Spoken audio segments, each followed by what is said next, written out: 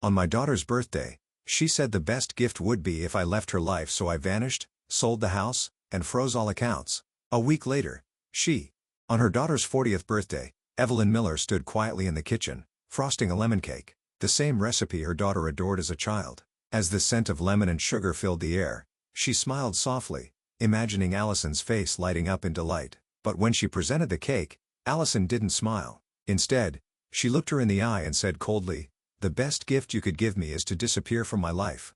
That night, Evelyn sat alone at the dining table, the lemon cake untouched, and in that crushing silence, she made a decision that would change everything. Evelyn Miller had always believed that love was measured in acts of service. For decades, she had poured herself into her daughter's happiness, staying up late to sew Halloween costumes, working extra shifts to pay for dance lessons, and tucking away her own dreams so Allison could chase hers. Widowed young, Evelyn carried the weight of two parents on her small shoulders, never letting her daughter feel the crushing absence of a father. Now at 62, Evelyn stood in her own kitchen, the one she had bought with her life savings, spreading frosting over a lemon cake. She hummed softly as her hands moved carefully, her fingers stiff from arthritis, but still steady. "This will make her smile," Evelyn whispered to herself. She used to love this cake. By the time the sun reached its peak, the house smelled of warm sugar and zest. Evelyn changed into her nicest blouse, brushed her hair, and set the table for lunch. She even arranged fresh daisies in a vase, Allison's favorite flowers. The front door creaked open around noon. Evelyn's heart leaped as Allison strode in, trailed by her husband, Mark, and their two children. "Surprise," Evelyn said brightly. "I made you something special." Allison froze in the doorway, her expression unreadable. Her husband looked uncomfortable. The children barely glanced at Evelyn as they shuffled past her. "Mom," Allison began, her tone sharp. "What is all this?" "I baked your favorite lemon cake," Evelyn said, her smile faltering. "I thought we could have lunch together. Just like old times." There was a heavy silence. "Honestly, Mom," Allison said, her voice rising. "You don't get it, do you? I don't need cakes or lunches. The best gift you could give me is to disappear from my life." The word struck like a knife. Evelyn's throat tightened as her world tilted around her. "I don't understand," she whispered. "You never do," Allison snapped. "You're always hovering, always meddling. I'm tired of it." Mark shifted awkwardly but said nothing. The children stared at their phones, oblivious. Evelyn felt her hands tremble as she smoothed her blouse. "I only wanted to celebrate you."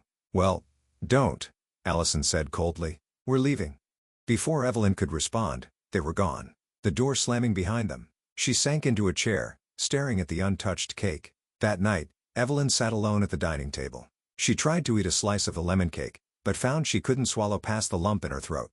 The house was silent except for the ticking clock on the wall. She thought about all the ways she had been shrinking herself over the years, giving up her bedroom so Allison and Mark could have it when they stayed over, letting them repaint the living room in colors she hated, allowing them to borrow her savings to buy a second car. It was as if she had ceased to exist in her own home. In the days that followed, Allison didn't call.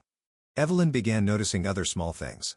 Her favorite armchair had been moved to the garage, her mail opened without her consent, her bank account accessed without permission. The final straw came when Evelyn overheard Allison telling a friend on the phone, "She should just sign the house over to us. She's too old to manage it anyway." Evelyn's heart hardened. For the first time in decades, she allowed herself to imagine a life that wasn't centered around Allison's happiness. That evening, she opened a blank journal and began writing. "I have been invisible in my own home, but not anymore." She made a list of everything Allison and her family had taken: money, space, respect, and resolved to take back what was hers. The next morning, Evelyn visited a lawyer. "I want to update my will and freeze access to my accounts," she said firmly. The lawyer, a kind woman in her 50s, listened carefully. "You're doing the right thing," she said gently. For the first time in years, Evelyn felt a flicker of hope. Evelyn Miller didn't recognize her own house anymore.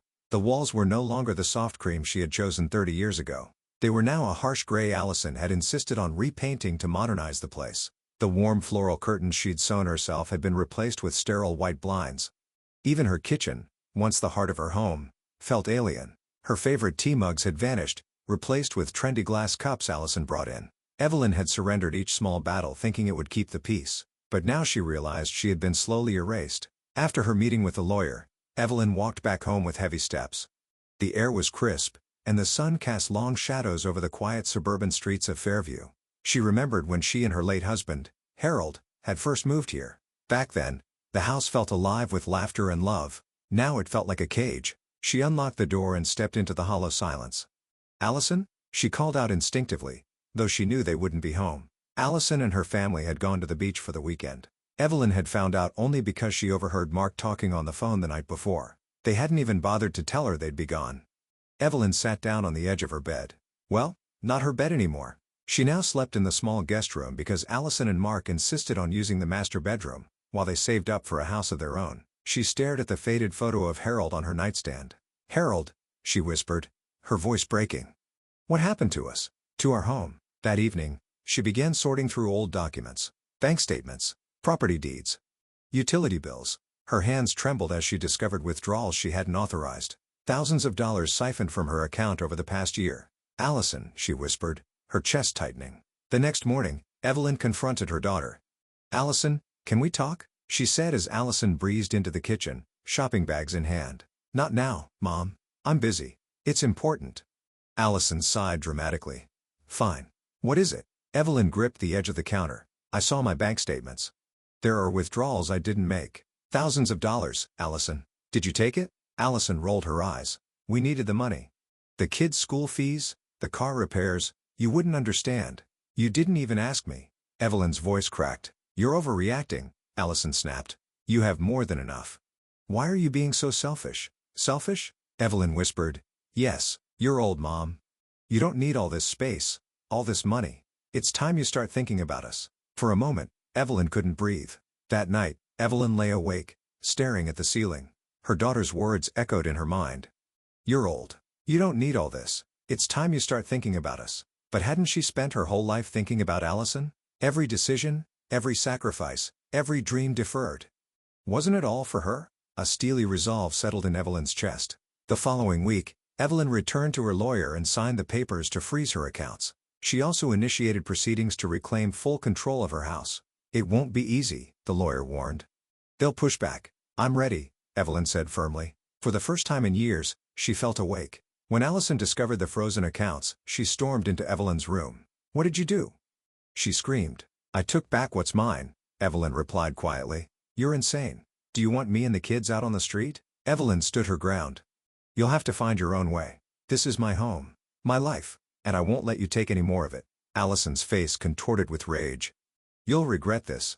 "Maybe," Evelyn said softly, "but at least I'll have my dignity." The house was no longer silent. After Evelyn froze her accounts and began legal proceedings to regain control of her property, Allison turned the household into a war zone. The laughter of her grandchildren, once a source of joy, now felt like weapons thrown into the air. Doors slammed at all hours, voices were raised, and even the family dog seemed on edge. Evelyn sat alone in the small guest room that had become her sanctuary. She clutched her journal to her chest and whispered into the quiet, "I won't let them take everything."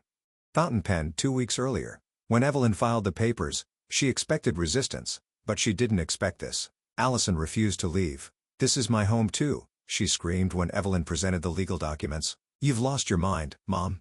"No," Evelyn said calmly. "I found it."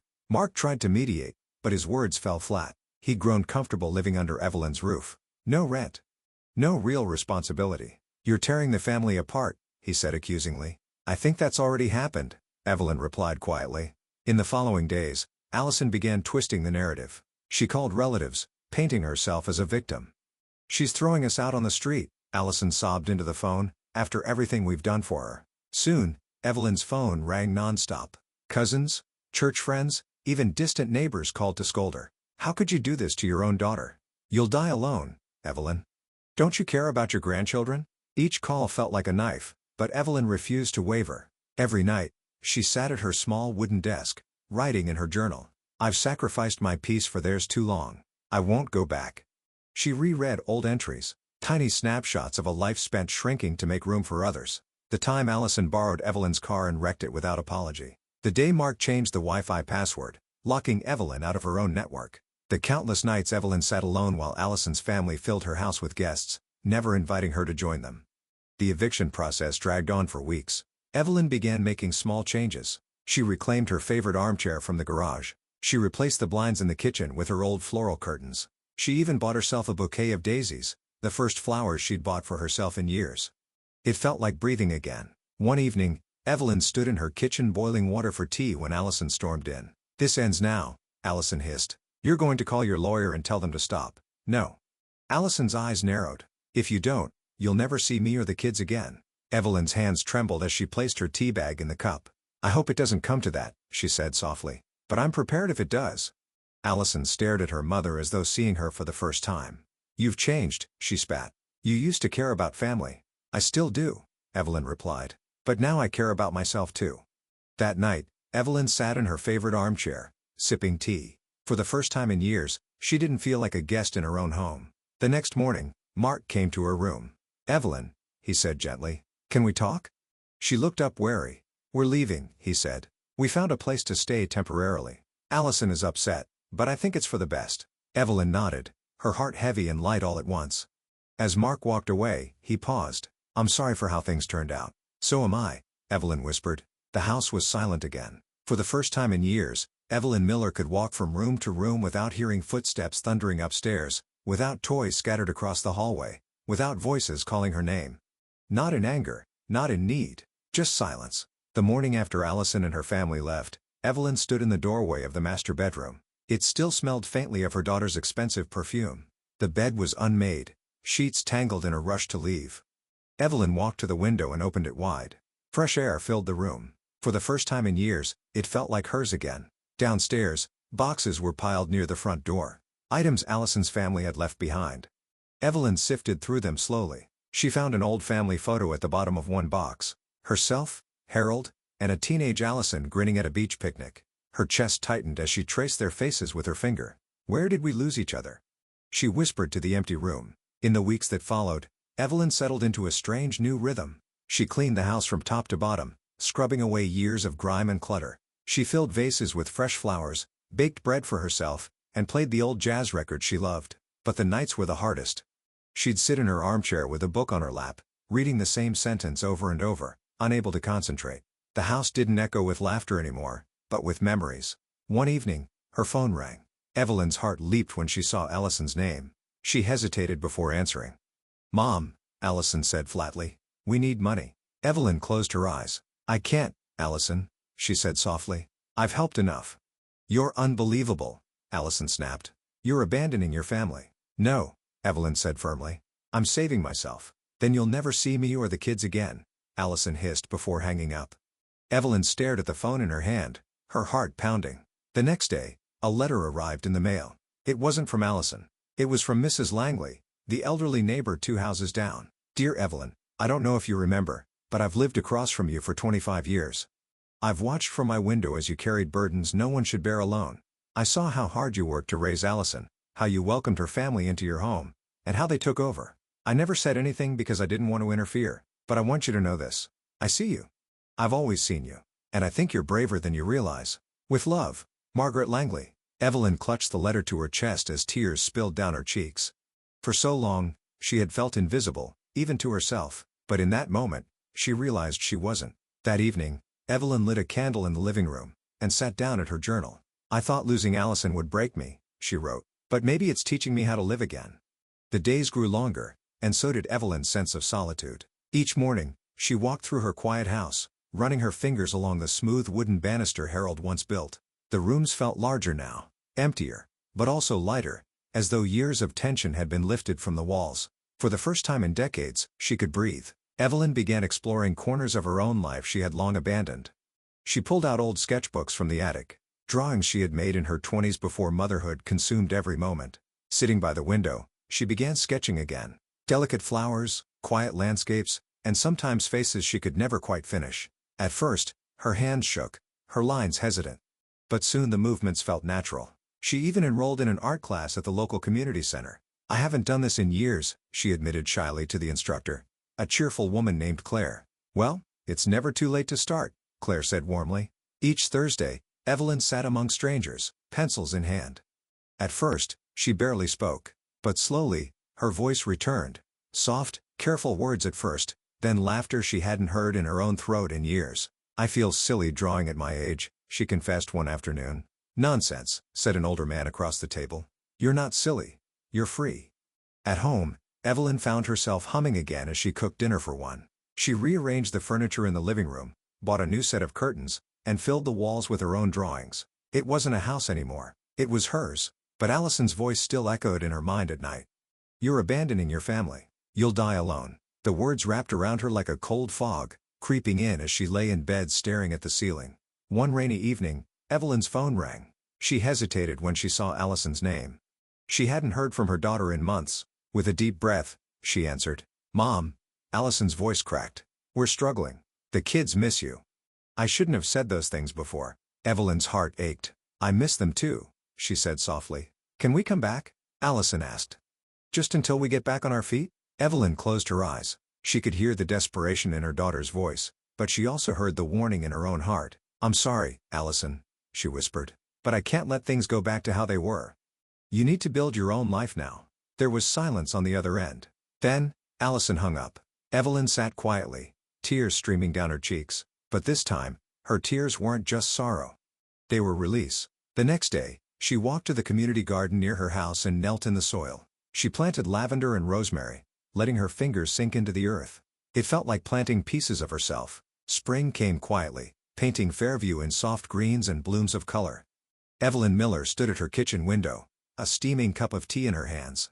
The garden outside was alive with lavender, rosemary, and daisies, all planted by her own hands. For the first time in decades, she felt like she belonged to herself. The house no longer felt heavy. It felt like home. It had been 3 months since Allison's last call. Evelyn thought about her daughter often, not with anger, but with a tender ache in her chest. She hoped Allison was finding her own strength too. But Evelyn didn't regret her decision. For the first time in her life, she wasn't shrinking to fit into someone else's story. She was writing her own. One bright afternoon, Evelyn walked to the community center for her art class. She carried a small portfolio under her arm. Her latest sketches, which Claire had encouraged her to display in the upcoming spring showcase. "Are you nervous?" Claire asked with a smile. "A little," Evelyn admitted, "but also proud." "You should be."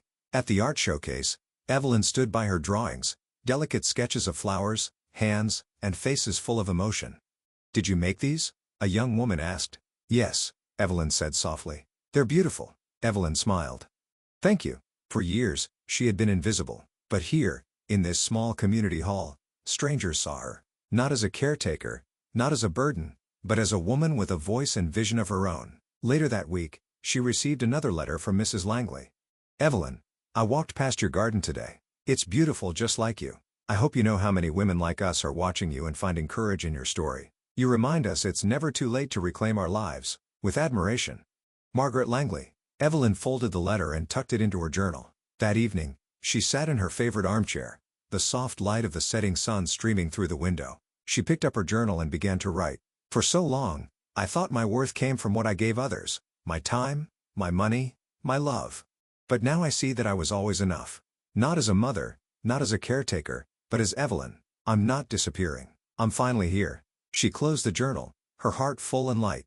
The doorbell rang. Evelyn opened the door to find 2 young girls from the neighborhood holding a basket of muffins. "Hi, Mrs. Miller," one chirped. "Mom said these are for you. She says your garden inspires her." Evelyn knelt to their level smiling. "Tell your mom I said thank you," she replied warmly. The girls waved and ran off, their laughter echoing down the street. Evelyn stood in the doorway for a moment, the breeze brushing her face. For the first time in a long time, she felt seen.